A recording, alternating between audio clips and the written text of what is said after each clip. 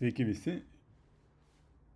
Šiandien mes turime webinarą, kaip pradėti investuoti į kripto be klaidų nuo 100 eurų. Visi, kurie tik tai pradeda ir susipažįsta su kriptovaliutomis, tai rekomenduoju pačioje pradžioje pradėti konkrečiai nuo šito. Ir eigoje suprasit, kodėl. Taip pat rekomenduoju palikti savo elektroninį paštą, kur galite parsisiųsti knygą, daugiau papasakot apie VKS strategiją, tai yra vidutinės kainos strategija, yra padaryta 10 skirtingų monetų analizių, yra 28 tiksliniai klausimai, kad suprastumėt patys, kaip reikia daryti fundamentaliąją analizę ir žinotumėt, į ką investuojat. Šiandien mes pakalbėsim apie tai, kaip neprarasti pinigų kripto rinkoje, kaip pradėti investuoti su VKS strategija, gausi konkretų pavyzdį, kaip galima pradėti nuo 50 ar 100 eurų per mėnesį, įsineši ne tik žinias, bet ir realų veiksmų planą, ką daryti per ateinančias 7 dienas. Po renginio sužinosi apie karščiausias tendencijas kriptovaliutose, kokios nišos šiuo metu turi daugiausiai potencialo, atskirsi, kur slypi realios galimybės, o kur tai kripto burbulas, sužinosi, kaip išvengti didžiausios klaidos, kurią daro dauguma naujokų investuoti iš baimės praleisti. Tai yra FOMO, Fear of Missing Out. Ir pirmiausia apie mane, tiem, kurie tik dabar su manim susiduria, galbūt naujai ateina į kriptovaliutų pasaulį. Tai trumpa istorija apie mane. 2017 metais aš susižavėjau tą idėją dirbti iš bet kur. Tikriausiai ir jūs matote socialiniai medijoje reklamas, kad kripto, ar tai būtų treidinimas ar investavimas, bet galima tai daryti iš bet kur, su kompiuteriu, dabar netgi ir su telefonu, net nebebūtinas kompiuteris, iš bet kurios vietos. Ir tuo metu aš labai intensyviai ir sunkiai dirbau, tiesiog buvau pavargęs, išvargęs ir nusibodo tenkinti visų kitų poreikius ir rūpesčius. Ir pradėjau domėtis, susižavėjęs tą reklamą kriptovaliutų pasaulyje, ir kaip tik užšokau prieš 2018 metų bear marketą.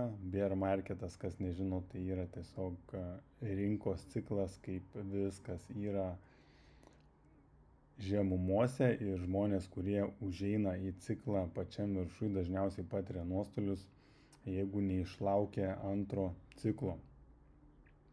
Tai iš principo pataikiau prieš pat bulių ir investavęs 400 eurų 140 kartų padauginau pinigus. Tiesiog buvo labai tinkamas metas per porą mėnesių ir pagalvojau, kad labai jau viską suprantu ir išmanau, kaip viskas veikia, ir žinoma, kur reikia dėti pelną, reikia ir investuoti. Ir aš reinvestavau tuos pinigus ir plus papildomai dar 200 000 eurų, visus savo šeimos pinigus. Ir problema buvo, kad aš neįvertinau intelektualiai, kaip ir supratau, jog jeigu išlauksiu visą ciklą, visą kitą ciklą dar supirkinėsiu, kainos vidurkis bus geras, išlauksiu ir vis tiek nusiimsiu didelius pelnus.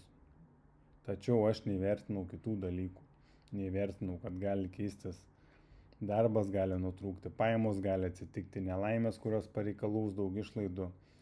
Sudėjęs visus pinigus, 2018 metais patyriau didžiulius nuostolius dėl to, kad iš buliaus sudėjau visus pinigus pačiam rinkos pike, ir nukritus kainai aš vis laukiau, iki kol nebegalėjau laukti, nes spaudė išlaidos, sąskaitos, pragyvenimai, veiklos griuvo, finansai nutrūko, reikėjo investuoti į kitas veiklas, pradėti kurti iš naujo, kad būtų pinigų šaltinis.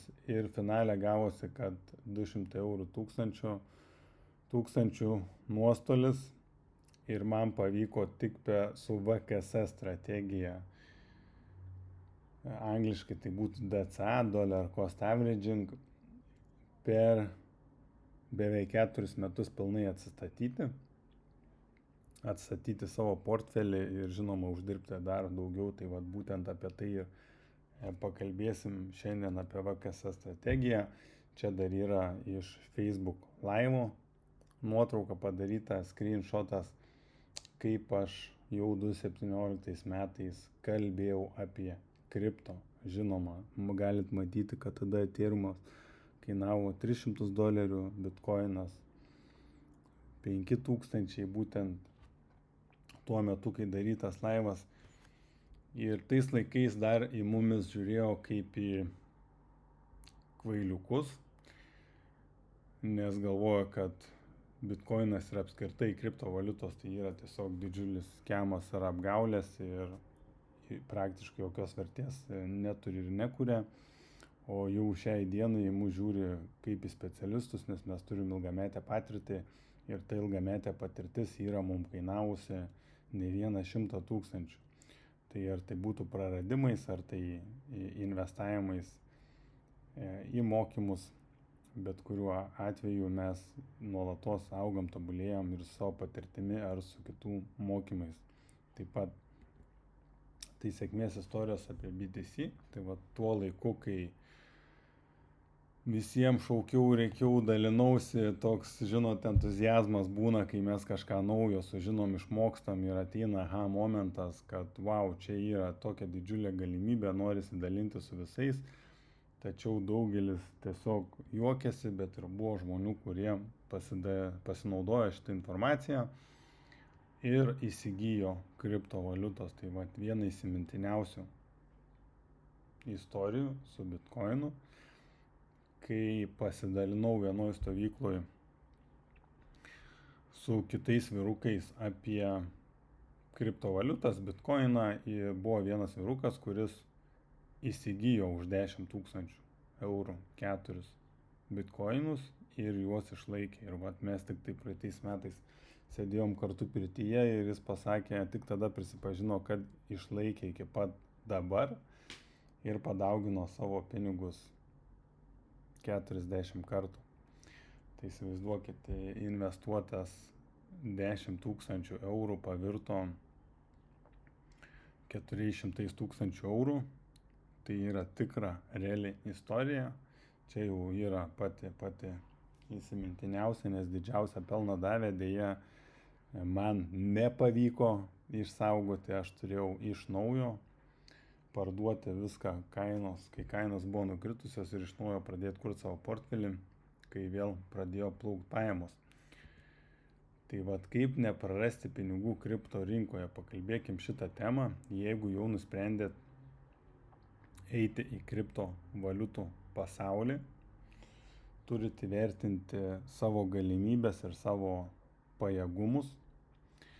Taip, tikrai yra tokių istorijų, kad žmonės ateina ir uždirba pirmą savaitę, antrą savaitę ar ten pirmą mėnesį ir uždirba įspūdingus pinigus, kurios pakeičia jų atlyginimus, tačiau aš nerekomenduoju išeiti į kriptovaliutas, tik tai dirbti su kriptovaliutom, jeigu neturit mažiausiai 4 metų patirties, tai reiškia, turit praeiti bent jau pro vieną pilną ciklą, tai reiškia išgyventi bent jau 2 bulius ir tada galima eiti. Ir pati saugiausia strategija tai yra VKS, vidutinės kainos strategija.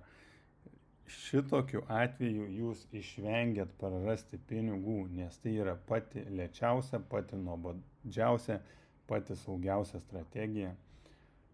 Paprastai tariant, jūs tiesiog investuojat į pasirinktas 2, maksimum 3 monetas, pasidarė analizę, ne dėl to, kad kažkas kitas pasakė, o pasidarė analizę ir suprantate, ką investuojat ir suprantat šitos monetos perspektyvą ir jūs visą ciklą tiesiog kiekvieną savaitę ar kiekvieną mėnesį nusistatė arba pinigų sumą, arba procentą, kurį investuojat nuo savo pajamų ar atlygio. į pasirinktas 2 arba 3 monetas. Kas gaunasi? Gaunasi, kad jūs ir sutaupot pinigus, ir per bulių juos padauginat. Tai taip jūs galite išvengti praradimų, nes visos kitos strategijos, ar tai būtų snaipinimas su shitcoinais, ar tai būtų treidinimas, jos yra rizikingesnės ir pasikliauti vien šitomis strategijomis negalima. Pagrindiniai skirtumai yra tame, kad šitos strategijos yra kaip pinigų srautas. Ir jis gali veikti ir gali neveikti, gali būti visokių savaičių ar mėnesių, priklauso nuo jūsų žinių, kaip mokat emocijas valdyti ir panašiai, ir daug kitų kintamųjų. O čia nereikia skirti daug dėmesio, jeigu jūs turit pajamas, šita strategija yra konkrečiai kapitalo auginimas ir ji nėra mažiausiai rizikingiausia strategija. Visiškai nėra rizikinga, jeigu pasirenkat top monetas, kurios jau gyvuoja daugiau negu 10 metų, tai praktiškai prarasti pinigus yra neįmanoma, nebent jūs patys parduosit, kai kaina bus maža. Bet ir tai čia yra didžiulė abejonė, ar iš vis kažkas tai daro, jeigu pasirenka vidutinės kainos strategiją, nes kai kaina nukrenta, dažniausiai mes tiesiog beperkam ir išlyginam tos kainos vidurkį. Tai dabar toliau supraskite, kur investuojate. Tam aš ir esu paruošęs knygą, kurią galite parsisiųsti šitame tiesiog žemiau šitoj svetainėje. Turite praleisti pro 28 tikslinius klausimus, kad susidarytumėte vaizdą apie monetą. Jeigu jums yra visiškai nauja, jūs turite padaryti bent jau 2 analizės, kad suprastumėt, kokie yra skirtumai. Nes jeigu padarysit analizę tik tai vienai monetai, tai nebus su kuo palyginti ir nesuprasit, kuo skiriasi. Šitoje knygoje, kurią galite parsisiųsti vedę savo elektroninį laišką, esu padaręs 10 skirtingų monetų apžvalgų, analizių. Tai tiesiog persiskaitot ir galbūt išsirinksit monetas, į kurias norėsit investuoti jau pagal tą knygą. Toliau neinvestuoti tik dėl to, kad kiti investuoja. Čia yra gan dažnas pralaimėjimas žmonėm, jeigu jie nugirsta arba pamato reelsą, arba nugirsta, kaip draugai uždirba iš tos monetos. Reelsas dažniausiai jau influenceriai reklamuoja savo monetas, nes jau nori parsiduoti, jau kaina greičiausiai būna pakilusi, hypas praėjęs. O jeigu jūs išgirstat iš draugų, artimųjų, pažįstamų, tai dažniausiai jie jau būna uždirbę iš tos monetos. Tai reiškia vėl galbūt jau per vėlų yra įeiti šitą monetą. Jeigu trumpalaikė investicija, toliau niekada neinvestuokite daugiau negu 20% savo kapitalo arba pajamų. Tokios yra rekomendacijos. Tie, kurie patyrė labiau, žinoma, gali ir daugiau, bet tie, kurie pradeda, nerekomenduoju daugiau negu 20%. Prieš investuodami iš anksto nusistatykite exit planą. Tai reiškia, jūs turit žinoti kiekvienai monetai, kad aš investuoju tiek ir tiek laiko, tiek ir tiek pinigų ir nusiimsiu prie tokio ir tokio pelno, pilnai išeisiu. Kad nebūtų, kai jau ateis laikas imti pelną, galvosit, ai dar biški, ai dar palauksit, dar čia viskas važiuoja ir vieną rytą atsikėlę matysit, kad rinkos korekcija ir jūs išeinat arba su nuliu, arba su mažu nuostoliu. Domėkitės tais projektais, kuriuos investuojate. Vėlgi, turit žinoti, kur yra jūsų pinigai. Jeigu jūs investuosit į 10 monetų, tai į 10 monetų domėtis nėra praktiškai įmanoma vienu metu, ypatingai kai turi darbus ir kitas veiklas. Ir kitas dalykas, jeigu investuosit į per daug projektų, tiesiog neturėsit tokio gero pelno, nes vieni uždirbs, kiti neuždirbs, kažkas su minusu, kažkas toj pačioj vietoj bus, kažkas uždirbs biškį ir finale gausis mažiau pelno, negu būtumėt pasirinkę tik 2 arba 3 saugius projektus. Ir dar vienas dalykas, dalyvaukite kripto bendruomenėse. Iš principo dabar kripto yra toks platus spektras, labai didžiulis spektras, tai yra ir treidinimas, ir snaipinimas, ir airdropai, ir kasimas, ir cloud kasimas, ir ETF-ai, ir steikinimas, daug skirtingų strategijų. Praktiškai vienam visko žinoti neįmanoma, aišku, yra pagrindiniai keli dominuojantis būdai, kaip yra uždirbami pinigai šiuo metu. Tai įsivaizduokit.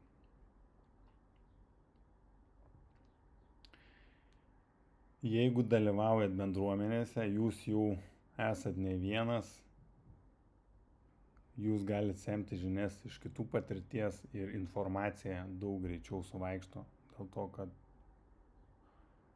tiesiog domitės ne vienas ir bendraujat bendruomeniai, nuo ryto iki vakaro yra aktyvumas ir galima sužinoti daug naujų dalykų ir jeigu kyla kažkoks klausimas, bendruomenė visada jums atsakys. Visada yra naudinga dalyvauti bendruomenėje. Toliau, kaip pradėti investuoti su VKS strategija, tai pirmas žingsnis yra tiesiog nuspręsti, kad aš investuoju ir surasti laiko. Yra žmonių, kurie man sako, kad negali surasti net 100 eurų į mėnesį, nes vis tiek yra šeimos, yra išlaidos, yra įsipareigojimai ir taip toliau. Tačiau jeigu padarytumėt savo finansų auditą, kur išeina pinigai, aš garantuoju, kad po tą 50 ar po 100 eurų tikrai kiekvienas galite surasti kiekvieną mėnesį, jums tik reikia nuspręsti ir tuos pinigus lyginti su kažkuo kitu. Galima paprastai paskaičiuoti, jeigu ciklas yra 4 metai, jeigu jūs investuojat po 100 eurų per mėnesį, gaunasi 4800 eurų. Laikas ar taip praeina ir jeigu jūs palyginat, kad tuos pinigus arba jūs pravalgot, arba ant nereikšmingų pramogų išleidžiat, arba ant daiktų, kurių jums nereikia, su ta pinigų suma, kuri per ciklą gali pasidauginti nuo 4 iki 8 kartų. Tai gaunasi, kad 4800 gali pavirsti, imki mažąją pusę iki 19200. Ir čia mes jau turim apčiuopiamą sumą, su kuria galim kažką padaryti. Tai dabar įsivaizduokite, jeigu jūs po 1000 per mėnesį investuojat, mes tiesiog darašom prie šitos sumos nulį ir turim 192 tūkstančius eurų. Nuo paprasto 1000 eurų investicijos kiekvieną mėnesį. Warrenas Buffettas tikriausiai labai atpažįstamas veidas, kažkada buvo turtingiausias pasaulio žmogus, dabar taip pat yra topuose. Garsiausia jo kompanija tai Berkshire Hathaway, investicinis fondas. Jo frazė, kai visi godūs, jūs turite baimintis ir kai visi baiminasi, jūs turite būti godus. Ką tai reiškia? Tai reiškia, kad mes norim pirkti tada, kai kaina yra maža ir kai niekam neįdomu. Tai reiškia per meškų rinką visą kelią, kai nėra naujienų, kai nėra reklamų, kai kripto pasidaro niekam nebeįdomu, mes visada supirkinėjam. Ir kai prasideda bulių rinka, kai visi tampa godus, tada mes turime baimintis ir pradėti pardavinėti tai, ką mes sukaupėm tada per tą laikotarpį, kol visiems buvo neįdomu. Ir pagrindinis indikatorius baimės ir godumo indeksas, mes galim patikrinti jį CoinMarketCap. CoinMarketCap tai yra platforma, kuri veikia daugiau negu 10 metų ir yra pagrindinė visų platforma. Jeigu norite tikrinti monetas, ieškoti informacijos apie jas, tikrai labai gerai išvystyta platforma, rekomenduoju. Ir jie turi šitą Crypto Fear and Greed indeksą. Tai šiuo metu rinkoje yra neutralumas, galima supirkinėti, bet jeigu tik tai peržengia virš 75%, tai reiškia įsijungia godumas ir jau pats laikas būtų pradėti pardavinėti savo krepšelį dalimis. O kai yra raudona ir visi baiminasi, kripto yra niekam neįdomi, mes turėjom raudoną balandžio mėnesį šiais metais, 25 metais. Ir tada visiems sakiau, kad pirkit, nes tai labai gera galimybė, jį pasitaiko labai retai. O dabar mes turim neutralų, vis dar galima supirkinėti, ypatingai prieš šitą bulių per ateinančius 3 mėnesius. Aš manau, kad į rinką turi įeiti papildomi 4 trilijonai, tiek pinigų, kiek įėjo per paskutinius 18 metų. Tai apie meškų rinką šiek tiek praplėsiu. Galite matyti, kad čia buvo 2.17, tai va čia aš įėjau su savo XLM ir čia uždirbau 50 tūkstančių, gal net mažiau, va tojo vietoje įsigrydinau viską ir tada pradėjau mėtyti visokius neaiškius projektus ir čia pačiam viršui sudėjau savo visą šeimos turtą į čia. Ir tada korekcija ir dėja laukiau atšokimo, niekaip neišlaukiau ir čia aš parsidaviau. Ir tik nuo pusę kelio pradėjau vėl supirkinėti, kaip stabilizavosi veiklos ir pajamos. Tai iš principo va šitoj vietoj reikia visą kelią supirkinėti. Čia reikia visą kelią supirkinėti. Čia jau parsidavinėti. Čia buvo galima parsiduoti, tada palaukti, kol vėl pasieks dugną ir tada už tos pačius pinigus įsigyti žymiai daugiau tos pačios monetos arba dusimt pelną ir tą, ką išsėmėm, susipirkti atgal tą patį kiekį monetų. Toliau VKS vidutinės kainos strategija, pelningumas nuo 3 iki 800% per ciklą, jeigu gerai atsirinksit monetos, ir tai yra tikrai didelė grąža. Dabar veiksmų planas yra labai paprastas, Kraken platforma, aš negaunu jokių, reklamuoju šitą platformą tik dėl to, kad su jie labai lengva naudotis, lengviau negu banko aplikacijom. Appas veikia labai gerai, galima prisiregistruoti, vieniem registracija užtrunka per dieną, kitiem per savaitę, reikia pateikti ir pasą, ir adreso patvirtinimą. Kai viskas pasitvirtina, galima supirkinėti kriptovaliutą būtent šitoj platformai. Aš ją naudoju ilgą laiką, man puikiai labai veikia. Jau greit bus 10 metų, kaip ją naudoju.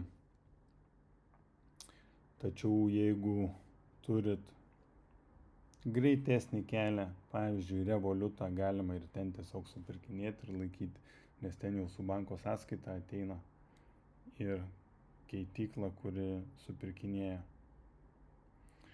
kur galima tiesiog įsigyti kriptovaliutos. Dabar karštos nišos. Pamatysit, jeigu laikot kriptovaliutą Kraken platformą, jūs taip pat gaunat annual percentage rate, tai gaunat už laikomą kiekį dar papildomai tos monetos kažkiek. Ir matot, vienas iš įspūdingesnių procentų, tai yra TAO, Bitensor, dirbtinio intelekto niša. Ir pakalbėkim dabar apie nišas. Tai finansų niša, Real World Assets, tai RWA niša ir dirbtinis intelektas, žinoma. Kairiai pusėje paėmiau kelis pavyzdžius iš dirbtinio intelekto nišos. Supraskite teisingai, čia nėra rekomendacija investuoti į bet kokią iš šitų monetų, apskritai čia nėra finansinis patarimas, tai rekomendacijos. Vis tiek turi daryti savo analizę, savo paieškas, pasitarti su kvalifikuotais finansų konsultantais.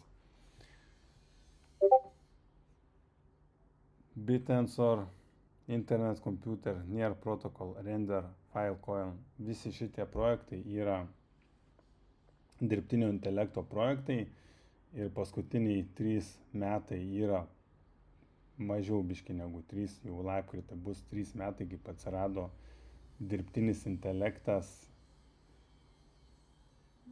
Atsirado, žinoma, daug seniau, bet atsirado visuomeniai prieinamas per ChatGPT ir po to sekė Google Gemini ir po to Twitterio X Elon Musko Grokas ir mes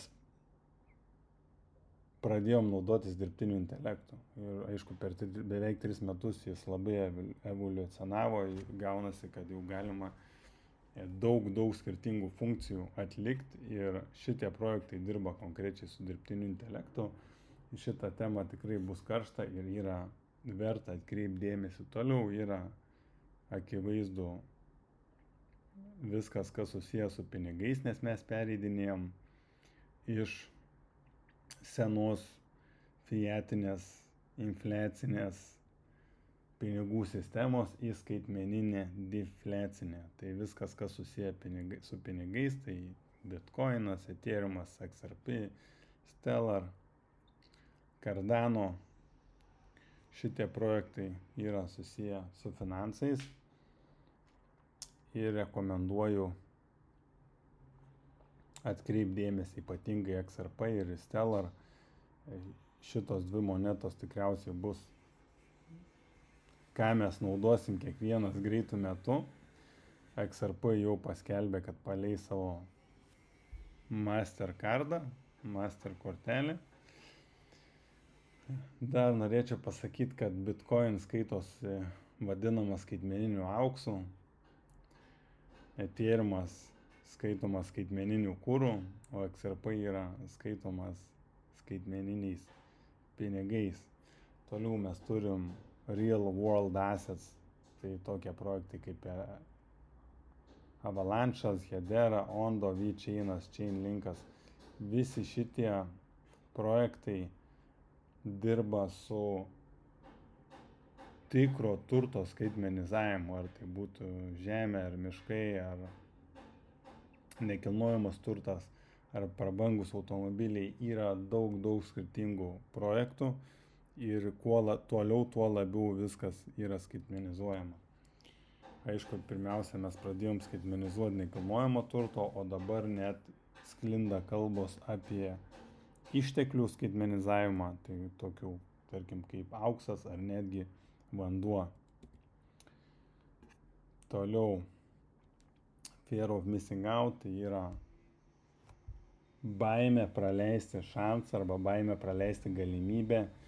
Ir norėčiau pasakyti, kad niekada neinvestuoti tik dėl to, kad galvojat, jog praleisit galimybę.